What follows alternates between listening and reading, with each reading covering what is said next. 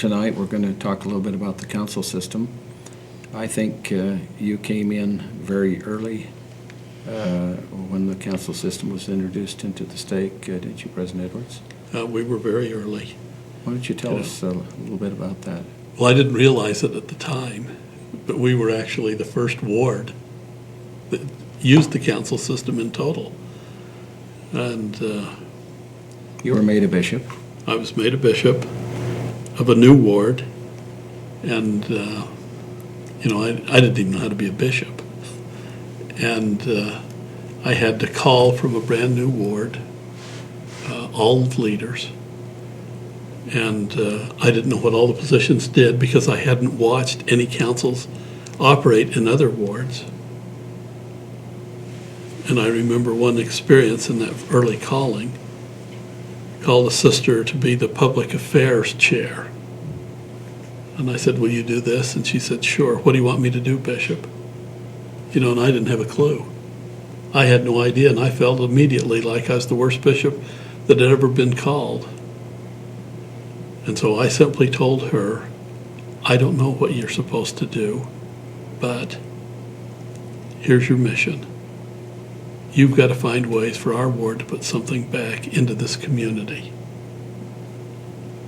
And such remarkable things happened after that, because the members of the ward decided what they were going to do. They weren't just doing what the bishop said should be done. So that was our beginning experience. I think you were a counselor, were you not, to Bishop Edwards at that time? It was fun to watch that word get organized and to watch that sister. She was a young sister who was presiding over some elders in that council. And they put together a sister presiding on that council. Yeah. She was the chair. And they put together a tutoring program that involved, I think it was over 100 members of the ward that had, how many were in the ward then? 180. And she had over 100 members sign up to tutor at certain times in this school, and they did it. They showed up every time, and the bishopric was just kind of sitting back watching it happen, and it was really fun. It was exciting. So what kind of vision did that give you as you saw with such limited instruction? Well, over time, I began to recognize that the best thing I could have told that sister was, I don't know what you're supposed to do,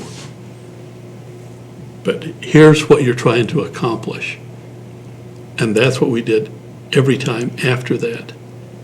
And then let them decide the mechanism and what they're supposed to do. And we got involvement from the entire ward.